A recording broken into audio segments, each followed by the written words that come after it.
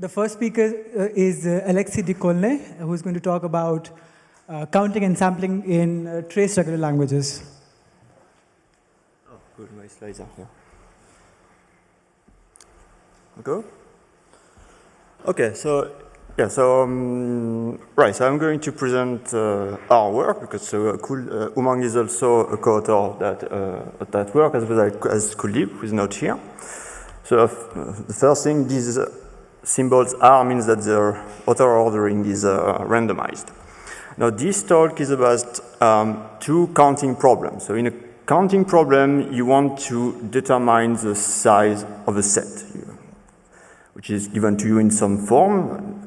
So the first problem that I'm going to mention a lot is called sharp NFA. So this sharp is the symbol we use to denote counting problems usually.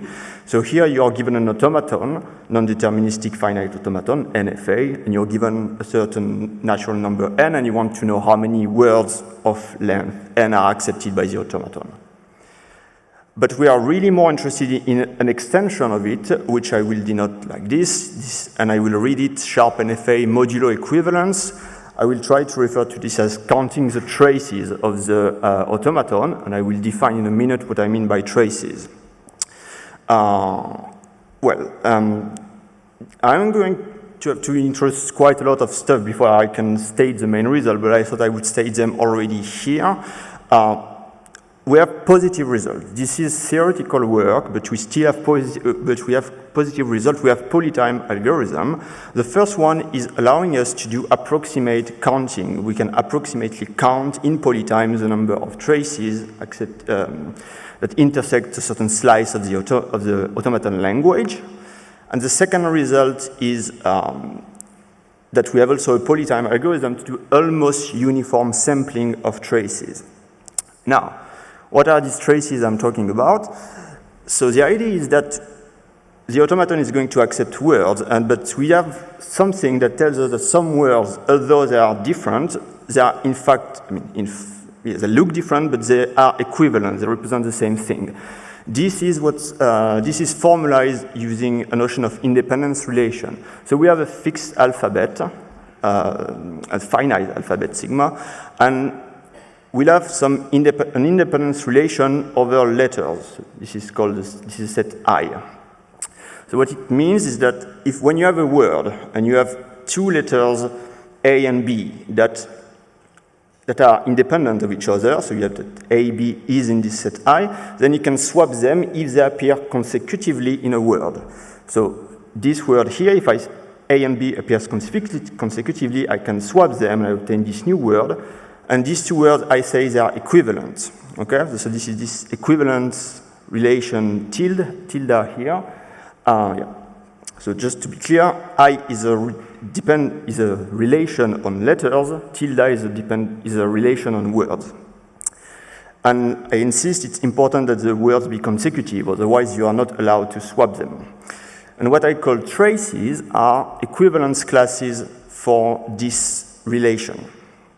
So an easy example, here you have three letters, A, B, C, and this is your independence relation. This is saying that you can swap A and B here. So if you can swap A and B, we assume you can also swap B and A. So if this thing is a symmetry, so you have AB, you have BA. And you can also swap B and C. And if you look at these words, then this is equivalent, so then I can swap A and B, it gives me that. I can swap A with the second B, it gives me this. I cannot swap A and C, but I can start from scratch and swap B and C, and so on and so forth. And the trace is this. This is this set of words. This is this equivalent class. So some examples of words that are not equivalent. These two words are not equivalent because I cannot swap A and C. Not possible. So if A is right and C left, there will be no equivalent word where this is reversed. And also, I cannot just change a letter into a new letter, or add new letters, or remove letters, so yeah. There are some degenerate cases. For instance, if no letters can be swapped, then this independence relation is empty, and so two words are equivalent if and only if they are the same. That stands to reason. On the other hand of the spectrum, you have the case where everything can permute, everything can be swapped, and now two words are equivalent if and only if they are anagrams, like parrot is the same as a raptor, and dormitory is the same as a dirty room, which is good because I'm presenting in the NEF. Now, these are the problems that I've stated informally before. Now here is the correct version. Counting words. Here, so you are given your NFA, your automaton, you are given a certain integer n. You want to know how many words of length n are accepted. So this is the size of the nth slice of the automaton. Counting traces, you're given the same thing, but you also have this independence relation. Some words are now equivalent to each other, and you want to know how many traces will intersect this nth slice of the automaton. So how many traces contain at least one word that is accepted by the automaton. So one last example before we start diving into the result. That's an NFA. Oops. Same three letters as before, same independence relation as before, and we look at words of length 3. So, and I've listed here all the equivalence classes. Each row here is an equivalence class. So you see that some equivalence classes contain a single word, other contains a bit more. So if I were to ask, okay, how many solves the sharp NFA problem here, the answer would, for n equals 3, the answer would be 5. There are 5 words here that are accepted, of length 3 accepted by this automaton. Usually it's not so easy to find them, but in this case, since it's a tiny example, you can do it. But how many traces would intersect the language here? Well, you have 4 of them. These 5 words, they intersect 4 traces, 4 equivalence class that are listed here. So the answer to the sharp NFA modulo equivalence problem here is 4. All right, that I will ignore. Now, so why are these problems interesting? So first, they are fundamental problems, and also they have many applications. So I've put here an example with model checking. So on the high-level idea is that if you're doing model checking, you may want your model checker will have to enumerate strings that correspond to execution of programs. But your programs, you can see them as automaton, and how efficient will be your model checker? What will be the cost? Well, if your model checker is enumerating, is taking some fixed time to enumerate a string execution, which corresponds to a word accepted by the automaton, estimating the number of words will tell you for how long your model checker will run, and so this is a sharp NFA problem. Now, when do we want to count traces? Well, if your programs are concurrent programs, so you have different threads and stuff that can execute in parallel, and it doesn't really matter in which order this happens, then this is the same as having some symbols in your words that will be allowed, that can be swapped. And now if you have a smart model checker that does some kind of partial order reduction, then this model checker can be much faster by enumerating 1 word per class. 1 word per trace. So this is a trace counting problem here. Good, so that was for the motivation. Now how hard are these problems? Well, pretty hard, actually. So sharp NFA, counting words, this is Sharpie complete. So this class Sharpie, it's a class of counting problems. It's basically it's pretty hard. We don't expect this to be tractable at all. It's as hard as counting solution to a SAT problem. Just to give you an idea, if you have a sharp oracle, every problem in the polynomial hierarchy you can solve in polytime. So that gives you an idea of the power of this thing. Now, as I mentioned before, counting traces is an extension of counting words. So yeah, this other problem is Sharpie hard also. But in a sense, it's harder than just counting words. And I can try to explain it like, by looking at a fragment of the problem. If my automaton is deterministic, counting words is very easy. You just have to count the passes of a given length that go from initial start state to accepting state. That's sharp DFA, D for deterministic. You do this in linear time with dynamic programming. Okay, cool. Now, if you try to count traces, it's become Sharpie hard already, even if you have a deterministic automaton. So my interpretation of this is that by deciding to count equivalence classes, you add some kind of source of non-determinism that already makes the problem hard. And when you add this to the existing non-deterministic structure to the NFA, you can imagine what kind of amusing cocktail this gives you. So that's hard, but there is some good news. And the good news is that if you want to solve it, if you relax the problem and only tries to solve it approximately, then you can do it in polytime in some sense. So so they are what's called FPRAS, fully polynomial time randomized approximation scheme. You can replace scheme by algorithm. So it was known already that counting words admits an FPRAS. So that's an algorithm.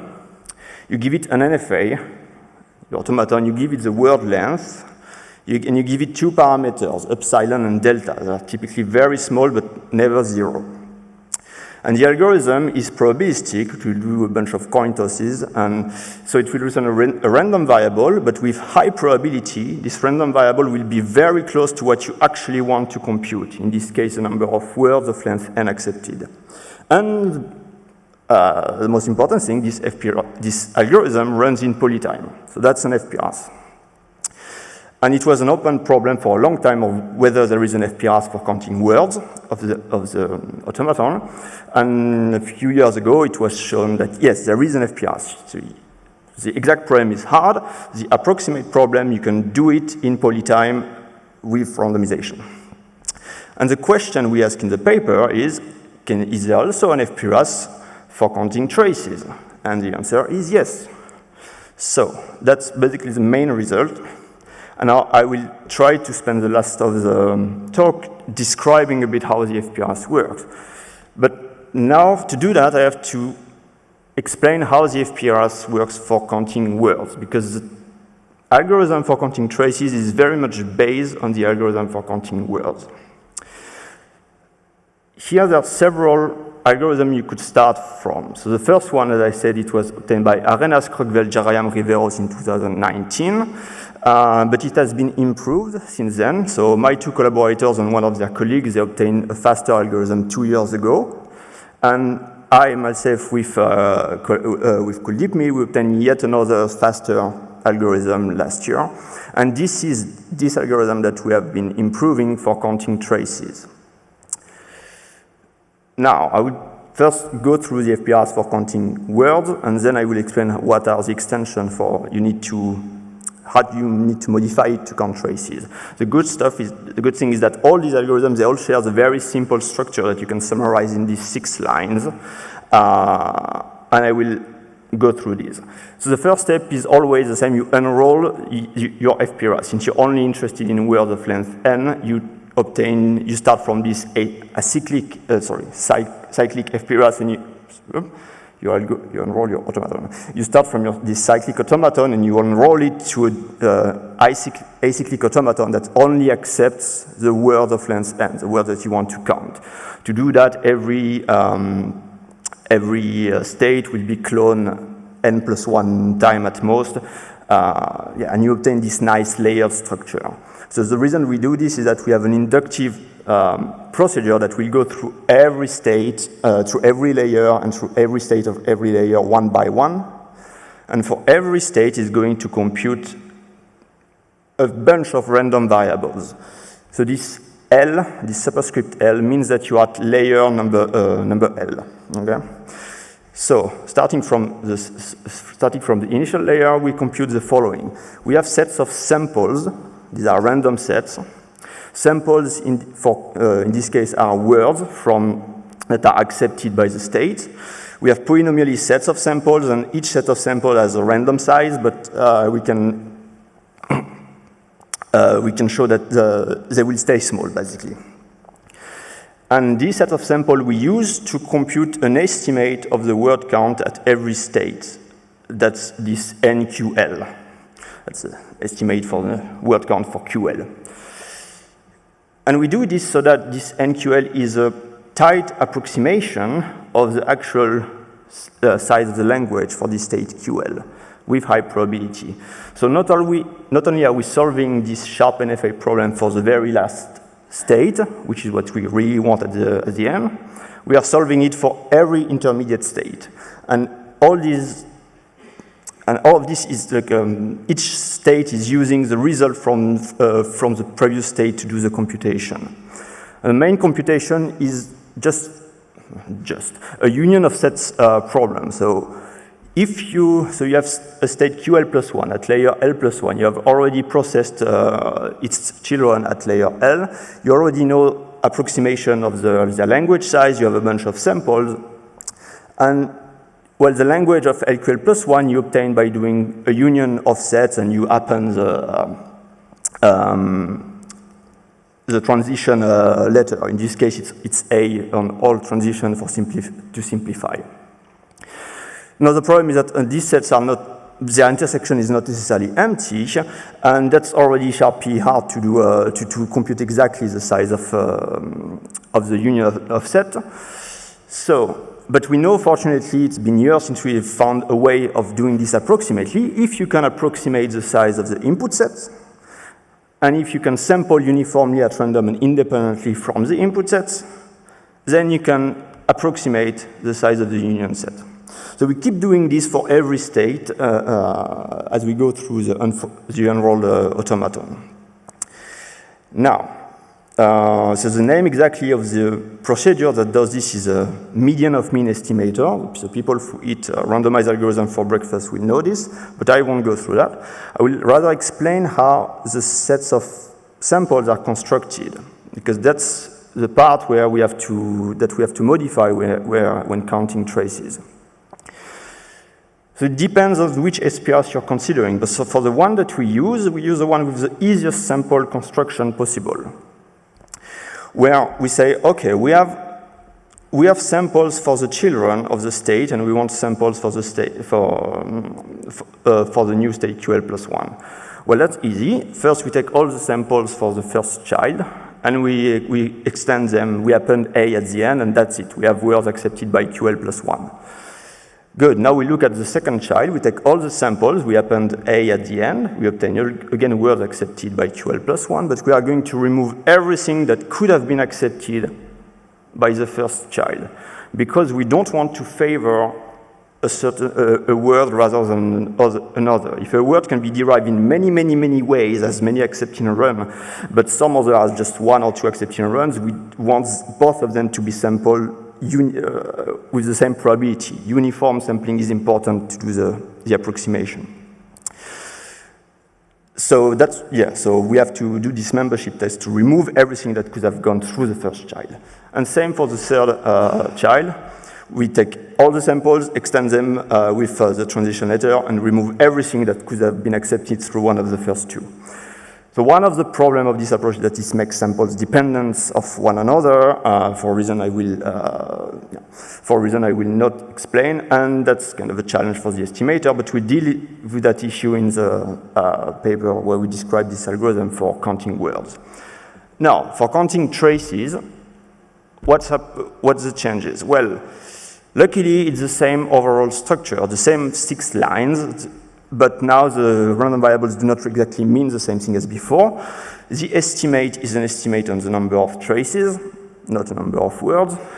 The samples are still words from the language, but now we have to make sure we don't have 2 words for the same trace. So we want at most 1 word per trace. That's what we call a canonical representative. So these are the sample set. And it means the sample construction is becoming harder. It's still the same idea as before, but now, so okay, so the samples from the first, oh, actually there is a typo here, never mind.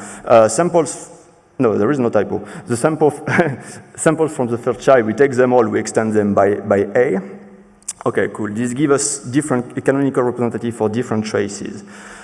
Now, samples for the second child, we extend them by their letter, and then not only do we remove everything that could have been accepted by the first child, but we also remove everything that has an equivalent word that could have been accepted by the first child.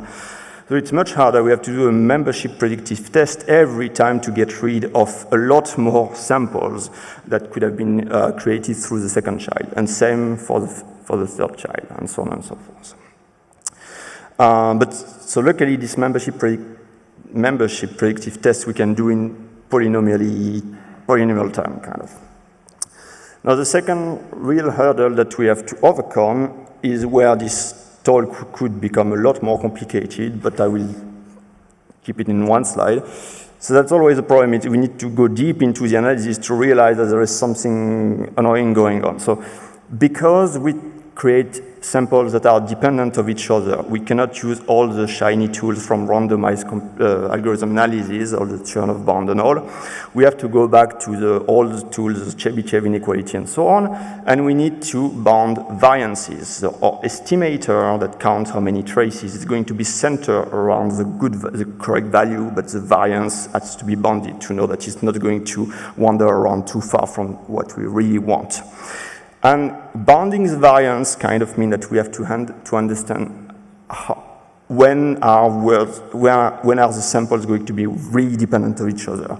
When exactly is the probability to sample simultaneously two words going to be a lot more than the probability of sampling them if they were independent.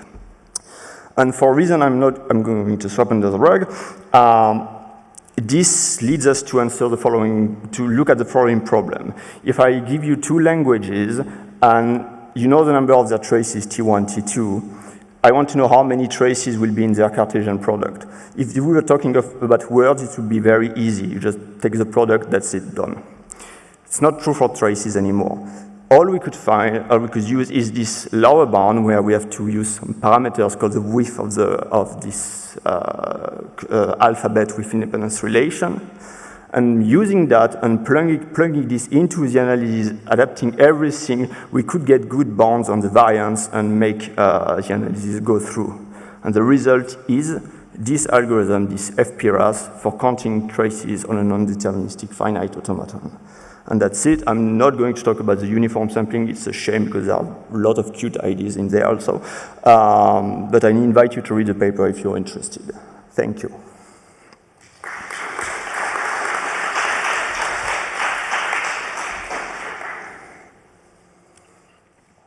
Thank you for the talk. I think you mentioned that if the independent set is trivial, then the problem is very easy. Yeah. But I can imagine that if the independent set is also like all pairs, then maybe the problem is also very easy as well. The problem yes, is that correct? My question is, like, is it possible to get a runtime that is dependent on sort of a metric on the size of the independent set? Yes, so that's, yeah, so you almost caught me here. So that's the metric you're referring to. The width of the concurrent alphabet, so it's dependent on the independent set. So to be exact, this pair, sigma I, is kind of fixed before the problem, because you will have this n to the gamma that is part of the complexity. So the FPRAS is only polynomial time when you fix these two guys, or when you bound the size of this gamma. And for, for the case, when the independence relation is empty, gamma is either 0 or 1, and I think it's only 1 if the independence relation is everything.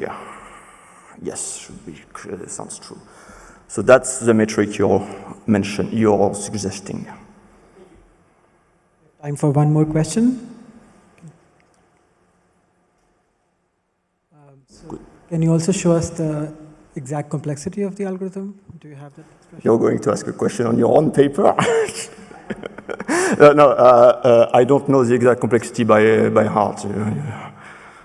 So can you say something about the size of the sets that you build through sampling and how that depends on the parameters of your problem?